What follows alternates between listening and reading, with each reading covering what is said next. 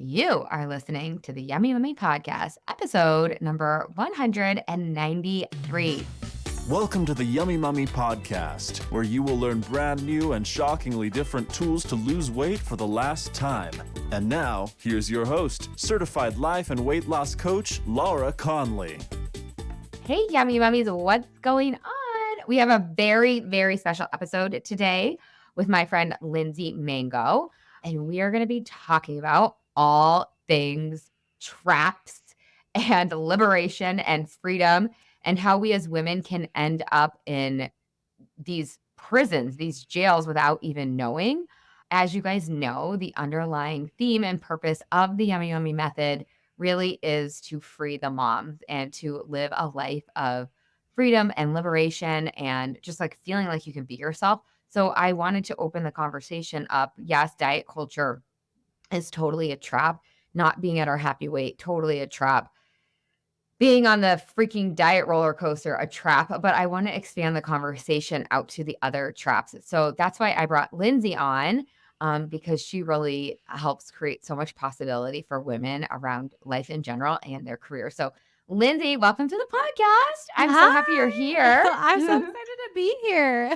So introduce yourself to everybody. Tell us a little bit about yourself professionally and personally, and then let's dive into the traps. So I'm a life and business coach, and I focus on helping women create lives that blow their minds in every way. So we're talking purpose, we're talking business, but we are also talking health, romance. Essentially, I believe the key to creating a life that blows our mind is first working on our mindset and then taking massive action to go out and make that a reality. So that's my focus. I am a mom of one right now, but I'm in the process of baking another. So I will have two here in a few weeks. I live in Louisville, Kentucky, married to my soulmate, and truly, I obviously practice what I preach and feel like I have created a life that blows my mind in every way. And that's why I'm so deeply passionate about doing that for other women too. That's so awesome. So how did you get here?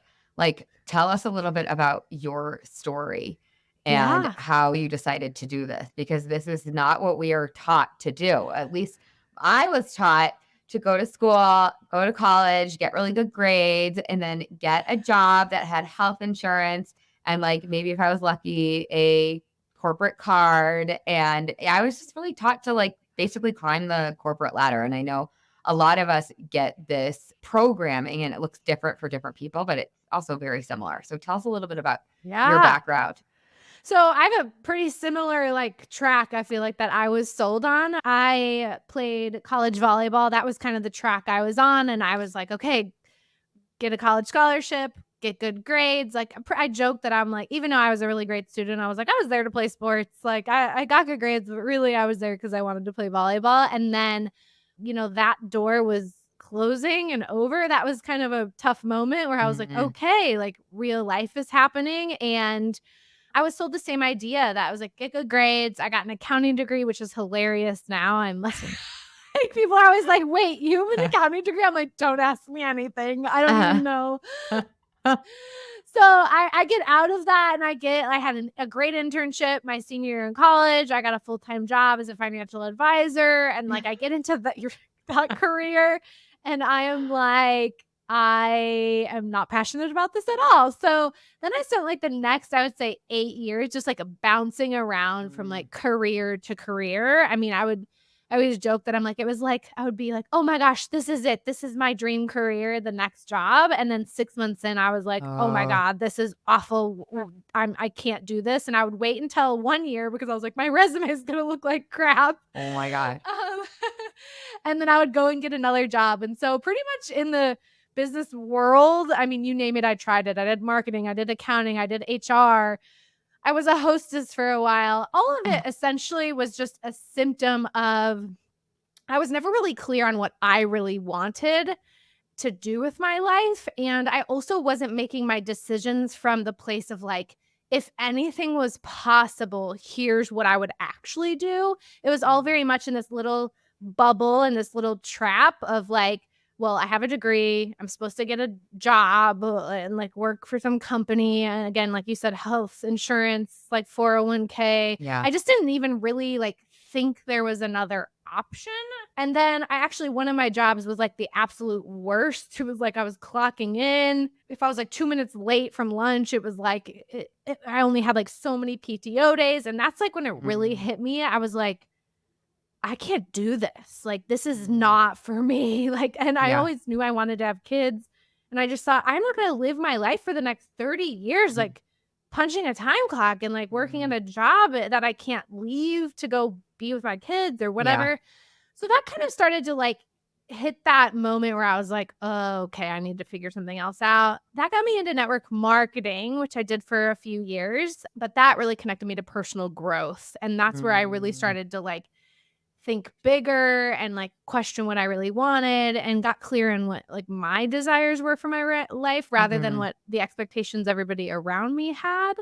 Yeah. And that's what eventually drew me into like, I had my own personal transformation from hiring a life coach and was like, it's just like I woke up one day and I was like, this is what I'm meant to do with my life and started my business. And that was like 7 years ago. Oh my God, that's amazing. Okay, so why do you think we're not taught to ask ourselves, like, what do I want? Because that's what I'm seeing in your story, which, by the way, is so funny. I have the same exact story, right? I was in commercial real estate and then I sold copiers and then I like raised money for Habitat for Humanity. And then I like, people Soul joke like, searchers. yeah, like, yeah. And then I sold drugs, not actual drugs. Sorry, that sounds so bad, but I was a drug rep. So it was like I was bouncing around from job to job, like searching, but I wasn't ever taught like how to actually search. Nobody taught me anything actually is possible. And so why do you think we're not being asked these questions of like, hey, what do you want? And under the foundation or pretense that like if anything is possible, what do you want?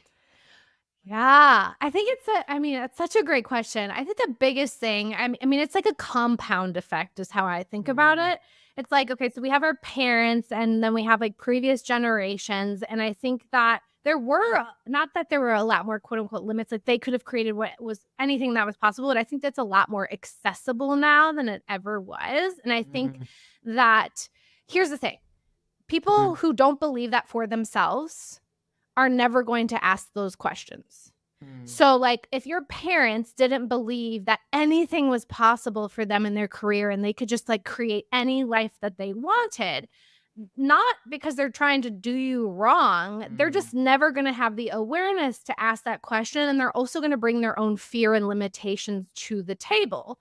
So like, I mean, my parents, they was with sports and all of that, like it taught me a lot, even a lot of the tools that I still use in business, but like they weren't business owners.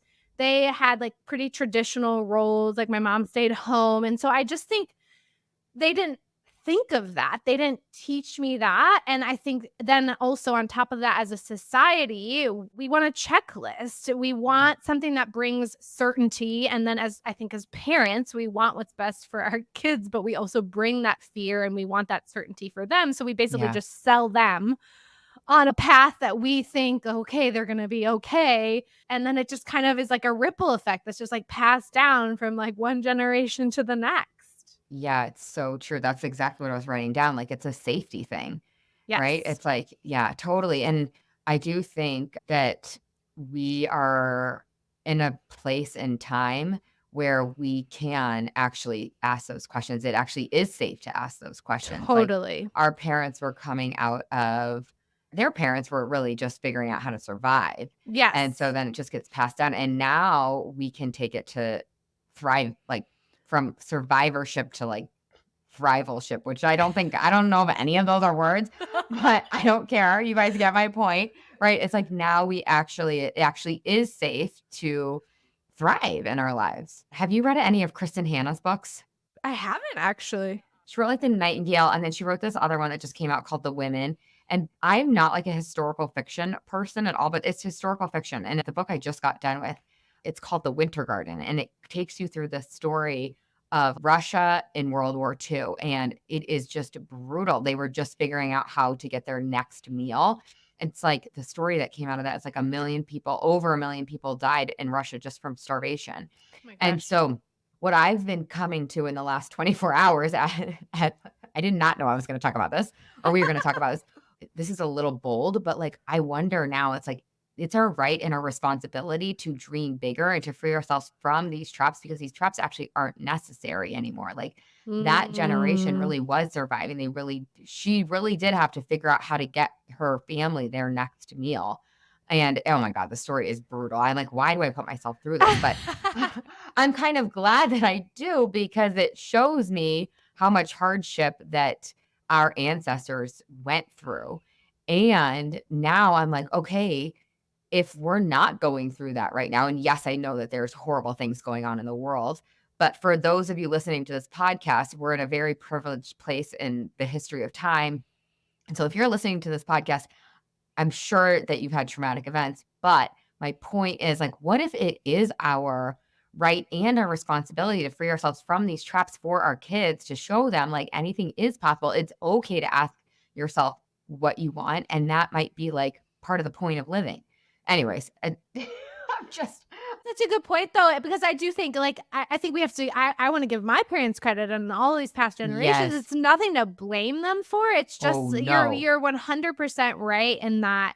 I mean, I think about my grandparents. They went through the depression, and Yeah. it's kind of like we as humans, and that's also a lot of the work we do, is like we are still hardwired the way like cavemen and cave Mhm. women were, but like Yeah. we don't have to think about like shelter the way we did then. We don't have to Yeah. think about like Yeah. where's our next meal going to come from. And I think you're right. I think we are one of the first generations that have the gift of getting to ask ourselves these questions. And I think it's part of, honestly, the reason so many people are unhappier now than Mm, they have ever been, mm, because we get to ask these questions, but a lot of us aren't. And mm. then it's like you're not focused on survival anymore, but now you're not thriving. And Yeah. that's a really uncomfortable place to Yeah. be. Yeah, so what do we do, Lindsay? Like, how do we start asking these questions? Like, how do we make it safe to ask these questions and to like be in the inquiry? Like, how do we start to free ourselves from the trap? I'd love to come up with like a cute name for whatever this trap is. It's like the trap of the track of like the one track where you go to school, get good grades, go to college, depending on what your parents taught or what your community or your teachers taught you. Like some of us, college was good enough, but for others of us, it's like, no, you got to go get a graduate degree, right? And then you have to get X job, and it has to be 6 figures, and it has to have health insurance and a 401k and 40 hours a week and blah, blah, blah, blah, blah. It's like, how do we actually start the journey of freeing ourselves from that system, that Yeah. track? Well, first of all, I think the fact that you're even listening to this podcast is a sign that you are, like, you've taken some steps. And I Mm, think a huge part of that process is being honest with yourself. I think that our mm, body and our feelings and our brains, they give us signs all of the mm, time on whether we are on the right path or not. And mm, sometimes they're very uncomfortable. They are like feelings of constant anxiety or sadness, or maybe it's jealousy. Maybe it's like the phrase, wouldn't it be nice? Like when you see mm, someone else doing something, it's like we are constantly sending ourselves signals of our true desires, or of the fact that we're not living a life that's in alignment with what we really want. mm. But we often just ignore them, or we try to shove those feelings down, or we numb out with whether it's food, busyness, doesn't matter, Mm. because that is almost too painful and too scary of a truth to admit. So I think it's like, I mean, you asked, like, how do we create enough safety? I think it's first having the courage to go a little deeper, to be a little bit curious, to be like, hey, I feel funny this morning, instead of just trying to like bypass it. Yeah. What am I trying to tell myself here? Mm. So I think just having the courage is essentially just like feeling uncomfortable and feeling scared and being willing to face those truths anyway. Yeah. Yeah, I love all that. I think that's dead on.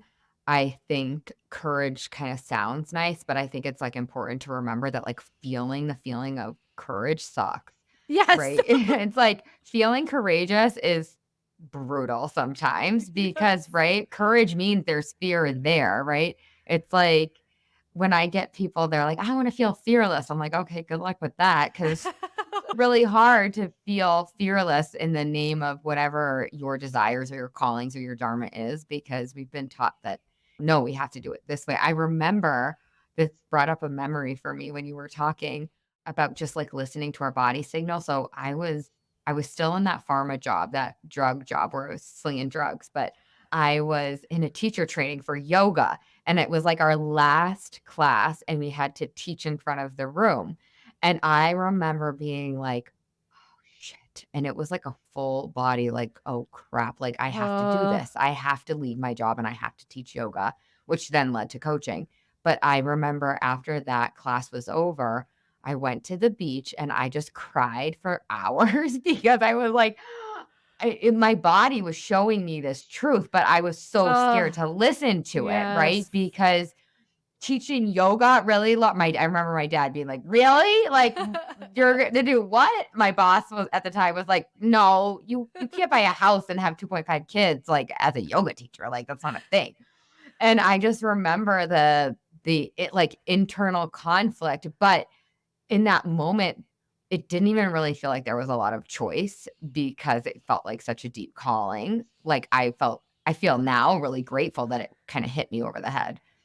Yes. Well, I feel like I mean, I've had so many different experiences like that too, and it gave me full body chills when you said that because I think you're right. I think you can hit your head, like, and I think that's what I did and a lot of us do. We like bang our head against the wall for as long as we can until it's like you can't ignore it anymore. And as much as you Mm, want to, you just can't. And I think yes. part of that too is like you do reach a moment where the cost of ignoring it becomes Mm, far greater than the cost and the fear mm, associated with, like, imagining leaving your old life behind, and I think mm, that's kind of the tipping point where your body and brain are, like, open enough to be like, mm.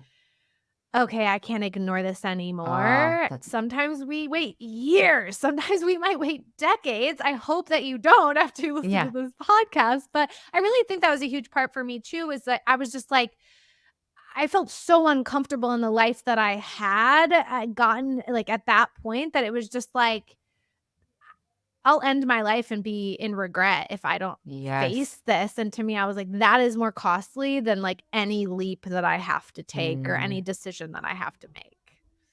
That is so good. It's like the 2 types of discomfort, right? I talk about it a lot with losing weight because it's like, what type of discomfort do you want? The discomfort of staying the same or this discomfort of changing, right? And I mean, that's just so well said. And I've been noticing too, it's been so interesting. A lot of my friends' husbands are starting to contemplate because it's hitting them in the like, they can't not see it. They can't ignore it anymore. Yes. And I just had a conversation yesterday with one of my friend's husbands, and he's like the general manager at like a BMW dealership, and he's been working his way up to start to own dealerships, but the lifestyle is just brutal. Like he's like, I want to Uh, coach my kids baseball. I want to coach their basketball. Like, and I literally can't if I stay on this track. So he's asking the hard questions, oh. and it's so I get like high on it, right? Like, Yeah. when people are like willing to question it and do something different. And I'm like, well, we'll help you, like, we'll coach you or whatever. And it's so funny how many people are asking these questions now at 40. And it's like, I love the work that you're doing because you're out there in the world kind of probing people to ask the question even earlier. It's like, can we catch this earlier? Like, Yes. I feel lucky that that calling like really hit me and I had the tools to listen to that calling. And then it also hit my husband a couple of years later too. And it's like, because what is the alternative? Then we're just like literally on that path until 65. And not to like totally steal the interview from you, No, but I love this. I watched my parents, like, do it right. They did it right. Like, my dad was a borderline workaholic, totally crushed it, climbed the corporate ladder, like, really he had an amazing career, retired, like, exactly at 65, has their nest egg, like, they did really well, and now, like, they're both really sick, and it's really sad. It's like Aw. I know, I should do a whole episode on that, but it's it's just heartbreaking to watch because they thought they did it right, and, like, now all their dreams are, like, being pulled out from underneath them That's because they heartbreaking. have to manage their health. Yeah, so Sorry, but I just No, also I'm so want to glad you like shared that. beg any of the listeners to have the courage, like you're talking about, to listen to that inkling or to follow the jealousy, right? Because jealousy usually is just like a sign that it can be, it might, maybe not. But for me, it's usually like, oh, they have something that I want, and I'm just forgetting that I can have it too. Yes. Oh, So, that's such a good way to say that. And I think you said something really important earlier too. I think that's like the value of being around people, like you said, your friends' husbands or whatever. mm, Like, I think that is the value of putting yourselves in rooms, in places, mm, in communities where people are doing this, because it becomes just like mm, it's the norm to follow the check by check like list because you're surrounded by everyone who's doing that. When you start to surround yourself with people who are questioning this, who are living mm. their dreams, who you might have that little like jealousy of what they're doing, it starts to then become the norm where everyone around you is like, well, why wouldn't you chase your dreams? Why wouldn't you ask these questions? And then it just really like pushes you out of that place at a Mm. much higher rate than if you were to kind of like stay in your own little bubble where everyone's doing it the Oh, that's normal way. so good. Well, and it brings it back to safety a little bit too. It's like, oh, Yes. all these other people are living out their dreams and they're not dying. This Yes. is amazing. Okay, so maybe I actually can do it. Yeah, it builds the belief. That is Totally. such a good piece of advice. Like, oh, that just reminded me. I'm like, my husband, Chris, he's also a coach. He was in real estate when we met, and like, I sold him into coaching. He was already kind of doing it, but that's why he started his business. His brother's always been a business owner, but then his two sisters, they both now own businesses, quit their jobs. And I'm like, who you're like, I'm like, you can't be around me Yeah. without me convincing you to quit your job. Like, I'm getting kind I of, but know I please. get like a little too passionate. People are like, okay, like calm down. But it's so true. My friend who lives like my best friend in the neighborhood who lives down the street, she just quit her job like a That's month ago. And amazing. it's totally I mean, I don't want to take credit, but I mean, I really was poking the bear with that one. Like Right? I really her husband probably like, hates me now because you know, whatever. But my point is, yeah, I think that is so good. Like it really does make a difference with who you surround yourself with. It totally does. Because then you're like, "Well, why wouldn't I?" So everybody it's Yeah. kind of like Pac-Man mentality. You're like, Yeah. "Everybody else is doing it, but this is Yeah. like a useful thing." Yes, exactly. Totally. Okay, that's so cool. So tell us a little bit about like why, like I want to sell that. Here I am. I am like, I'm over here selling on everybody leaving their day job. So why might we want to listen to that inkling of a calling? Why might we want to follow that jealousy to show us what we want? Like, what's on the other side? Like, I kind of want to give these people a carrot, like, hey, if you do start asking these questions and you do start following your dreams and you say, like, live a life that blows your own mind, like, why is that amazing? I mean, obviously, it just sounds amazing, but like, tell me like the nitty gritty. Tell me the details. Like, Yeah. why does Colette down the street want to leave her job and follow her passion? Like, what's so good about that? Well, I think the reality is that I think there can be the idea like, "Oh, you're gonna take this leap and everything's gonna be perfect and great and like it's gonna be Mhm. amazing." And of course, there are many, many aspects of it that are. Like I wake up every day, like not every day, but most days, like so pumped and passionate about the work that I get to do. Oh, And like I get to create my own schedule. I get to be with my kids when I wanna be with them. I get to make as much money as I want to. I get to use my creativity to, like, just come up with new ideas and impact people. It's just, like, there's so much there, and I think on the flip side, the nitty-gritty is, yeah, it's tough some days. Yeah, it's mm, hard. Like, the other day, I was like, "Sure, yeah, there is a lot of uncertainty that comes with running a business or following your purpose." But at the end of the day, I would much rather deal with same thing, kind of choose your discomfort, choose your hard. I would much rather choose the hard and discomfort of like doing something I love and the beauty of that and like go to bat and go through those challenges and grow as a mm. human for something that I care about rather than not. And so I think it's just like anything, like of course there's going to be challenges, but which challenges are worth Yeah. facing, which challenges are like going to help you grow and become the person that you want to become. And I think at the end of the day, I'm like, I would go to bat 100 out of 10 times on my bad days to have what I have on my good days. And Mm, like, that is way better to me than the other side, which is like living a passionless life where I know I'm not living up to my potential. yeah, I love that. Yeah, choose your heart. What shit sandwich do you want to eat? And I love that you're being real too, because I feel the same. Most days I wake up feeling amazing and so grateful, and it's just pretty dreamy. And yeah, then there's some days that are hard. And so it's like, yeah, we're still a human. It's like I tell my weight loss clients, like some of them are like so surprised that they lose weight for the last time, but they still feel anxious sometimes, or they still feel Yes. ashamed or whatever, like negative emotion, quote unquote. Like I put negative around negative emotion because we don't need to have that conversation now. But right, it's like we're still human beings. We're not going to turn into robots if we like follow our callings, nor do we want to. So, what if there's a listener out there thinking, but I don't know what I want? Like before I was a weight loss coach, I was like a golden handcuff coach. And people would ask me all the time, like, but what if I don't know what I want? Like, I actually have no idea. What advice would you give them?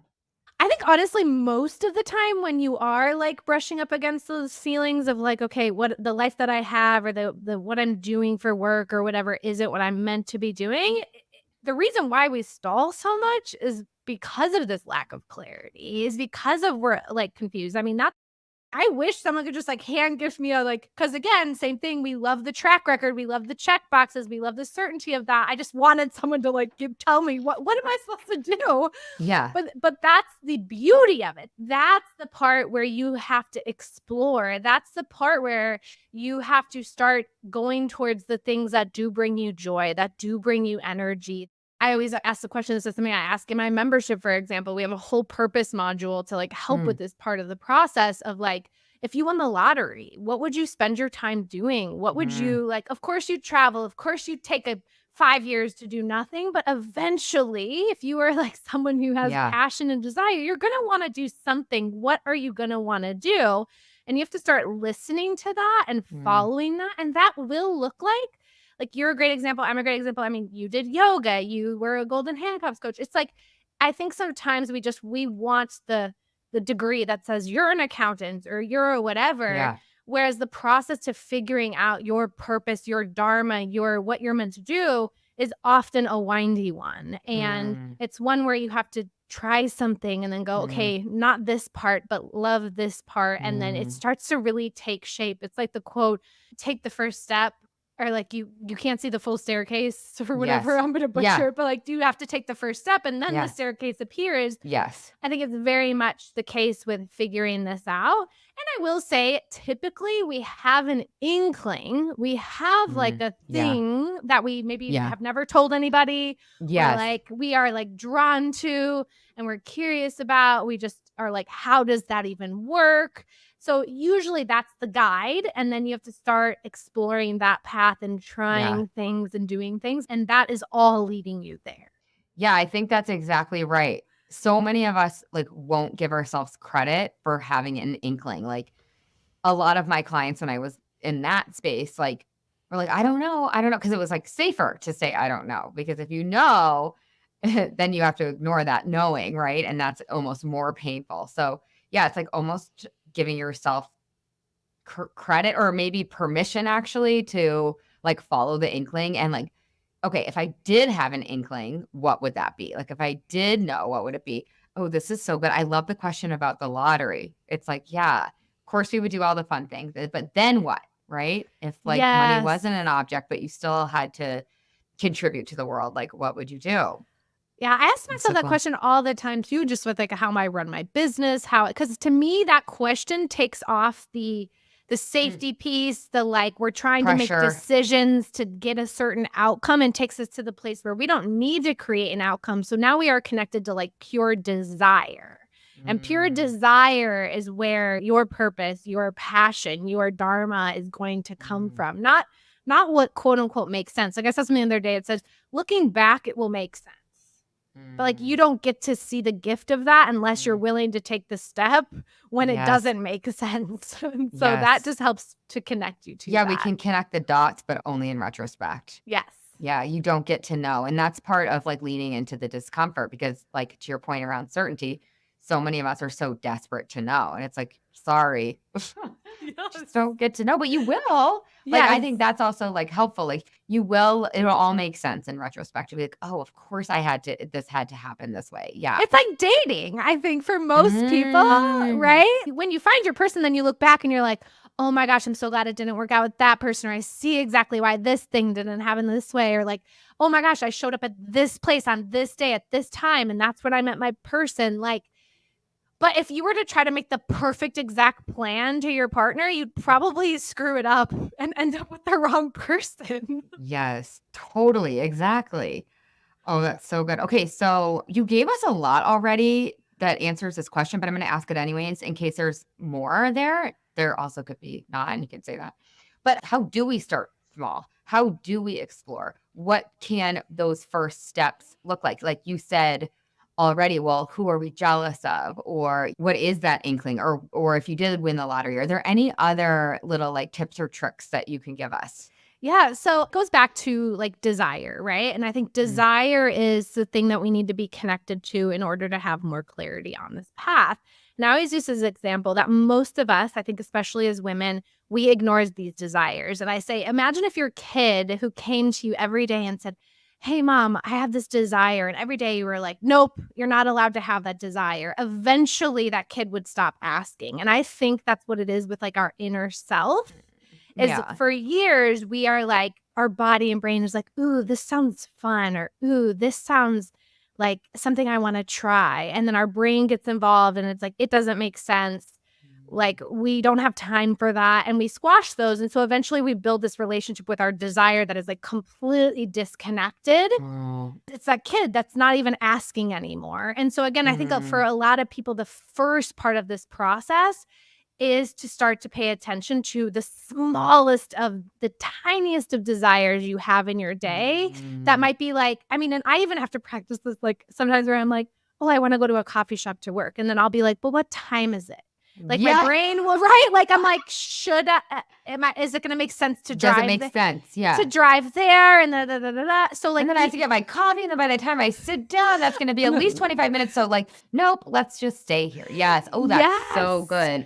So that your desire is always talking. We just have not been listening to it. And so I think you just have to start really small and pay attention to something super simple. It could be like what you're eating for dinner. It could be just, I want to read instead of sit on the couch and watch TV like I always have. Think of it like you're building a relationship with your desire the way you're building a relationship with a human. So you have to honor it. You have to hear it. You have to let it like speak for itself. And so the more you can start to do that, and it might not even be relevant to your purpose and passion and career, but it could be something as simple as like, I've always wanted to paint. Like, why have I never done that? The more you do that, the stronger that relationship becomes. And then the louder that desire will talk, the more clearly it will talk, the more direct it would be. So I would start tiny and paying attention to all those little things. The more you do that, stronger it gets, the more clarity you will have. Yeah, and this loops back into eating too, because so many of us are eating to fill, it's like the false pleasure versus true pleasure. It's like our brains are going to get some sort of pleasure from what we desire, but because we can't hear what our real true desires are, our brains are going for the ice cream or the cheddar bunnies or whatever the fill in the blank thing is, right? And then it doesn't actually fill us up. I always talk about, I think I might need a new name for it, but I still kind of like it. I just talk about our pleasure cups. Like we all have these pleasure cups and our brains are going to figure out a way to fill them, whether that's through painting or through ice cream, right? So it's going to, like, I also will give you guys, like the audience, a little carrot. Like, what if you listen to your desire, your true desires, your real desires that like almost, I mean, not to get spiritual or woo, but like, I believe that they were a plant. I bet you do too. That these desires, these true, real, deep desires are like planted within us, and it's like our job to bring them to life. And we don't bring them to life, we're still going to experience pleasure. And it's usually in a way that is not supportive or doesn't serve us like the next day, right? At least like this was me. Yes. I would overeat, of course, always healthy foods. That was me. I would always overeat like dark chocolate or peanut butter or like whatever.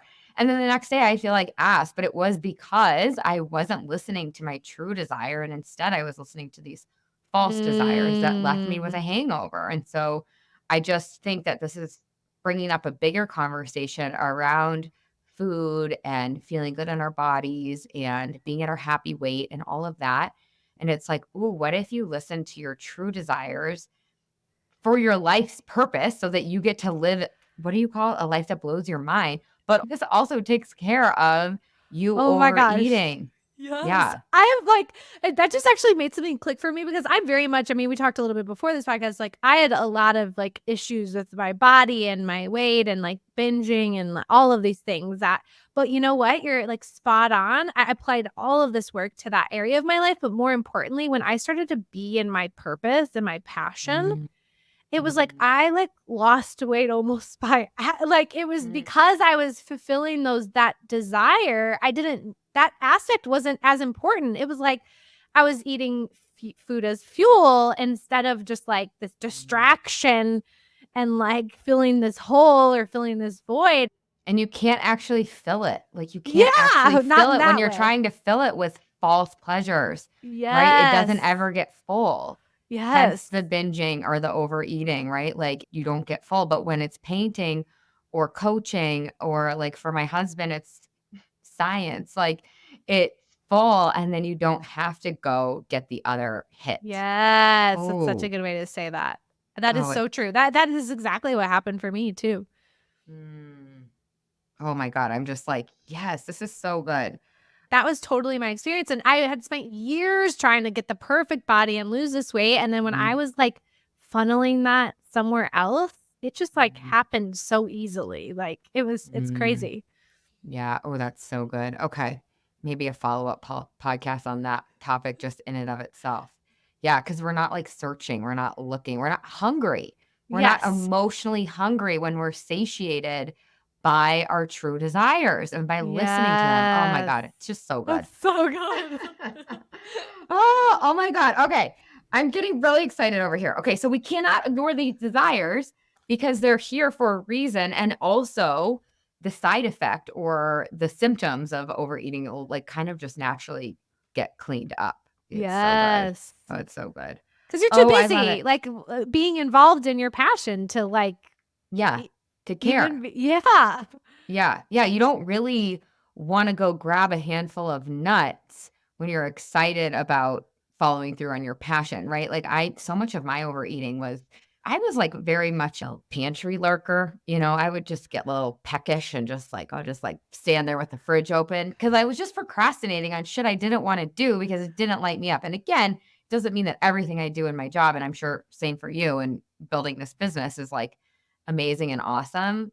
But for the most part, it's pretty great. Yeah, Yeah. totally. Yeah, so the false desire to go pick at the almonds is not there as much. Sometimes it still comes up. Sometimes I still Oh, lurk in yeah. the Well, I pantry. was even gonna say this even offers me, like, in a fun way, like, just a lot of awareness that I was like, it's Mm, still I mean, I have a super healthy relationship with food overall, like, but I was just like, it is an interesting thing to start to take note of whether mm, it's food or whether it's something else, like, that if I'm kind of, like, overindulging or whatever you wanna call it, I don't even know if I like that terminology, but, like, that maybe it's just an unhonored desire is, like, mm, why I'm mm. searching for some sort of excitement or I'm feeling bored. Yeah, like, what am I hungry for? Like, what am I actually hungry for? Yeah, yeah.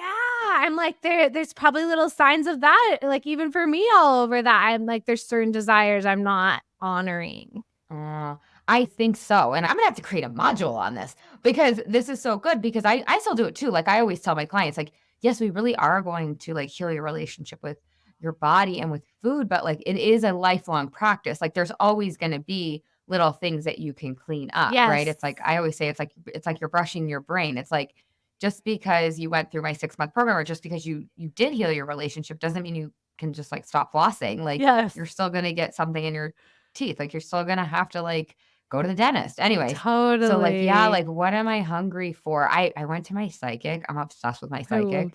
She is so good. Anyways. And because I have to do a podcast episode on this too. I've kind of overcome the trap of hustle culture in the last like 6 months. good. And I'm on the other side of it. Again, is it a practice? Yes. But do I feel mostly relaxed and chill around it? Yes. But she was saying, what I want you to do is just wake up and follow your desires. And like, what I want you to do is just like a week. You just wake up and you just ask yourself, what do you want to do? And then you do that. And I was like, okay, Ruby, I'm going to start with a day. I'm going to start with one day. I'm like, I'm going to do a whole week. Right. And now I probably could, but it does feel for some of us that haven't practiced listening to our desires, it does feel unsafe because what if my desire leads me to something that's like not productive or like, like, oh, well, what if my desire leads me to reading a book and then I don't send the email or, so I like your point around like, let's just do one step, like sidestep your way. And like, for me, it had to be like, when Ruby asked me that question, it had to be like, a weekend afternoon, right? And I had to like not do the dishes and instead go read on the porch swing. And now I'm like, oh, you're getting a little too good at it. Not really, but yeah, it can be scary to ask yourself, hey, what do I desire? And then like follow through. But to your point, like really you can take baby steps. Yes. Start small because your brain, your nervous system might freak out a little bit. Yeah, exactly. And then it'll be like, see, we can't do that. We just go, like my story for desire is like, I'm just going to go off the rails. Like, I'm like, off the rails where? I don't know. But just that's how you're trying to control yourself, which being controlled and held down is just still not going to productively move you to where you want to go. But it's just fascinating. Yeah, it's like the opposite of freedom. Yes. Yeah, the control. Oh, so good. It's so good, Lindsey. Okay. Anything else you want to add to this conversation before we end and I ask you, how do we find you? No, I've loved it. I think like it's been so good. I'm like, I need to go back and listen to this. There's definitely things I can work on too. Like, I know. So good. I know, me too. What are you hungry for? Oh, it's so I wrote it down like right here. I'm like, ooh, that's such a good question. And will be a great question for me as I have another baby and go into a different season. Like yeah. Of course. Oh, it's so good. Okay, so how do we find you? Yeah, so I love Instagram. It's like one of my favorite places to hang out. So at Lindsey Mango _ is my Instagram. I have my life membership, which essentially helps you create a life in every way that blows your mind. So we focus on this purpose piece, but we also have different modules and different aspects of your life. Because actually, I'm like, this is a great way to put it. It's like, it's making sure that you're not hungry and these desires aren't being honored and fulfilled in every and any aspect of your life. You can go to lindseymangocoaching.com / oh my gosh, life. I had a moment. Forgot my link. No, /life. And then, I have a meditation that's a whole nother thing, but like helping you step into the version of you who has these desires. That is at lindseymangocoaching.com / limitless. So all connected, but yeah, you guys can go grab that. Okay, we'll put it in the show notes. And your name is EY, not AY. Yes. Yes. I'm always like spelling my name when I go on podcasts because I do that. My last name is actually kind of simple, but like all these Irish people put all these L's and N's and all kinds of extra letters in it. So I'm always spelling it. Okay, cool. Well, thank you so much for coming on the pod. This was such a good conversation. I could have talked to you for like another hour, but thank you for having me. It was so fun. Yeah, it was so good. Hey, if you've enjoyed listening to this podcast, I would love it if you leave a rate, review, and a subscribe on whatever you're listening to this podcast in. Pretty please with a cherry on top. It would help me so much, and it would help all the other mamas out there hear this message.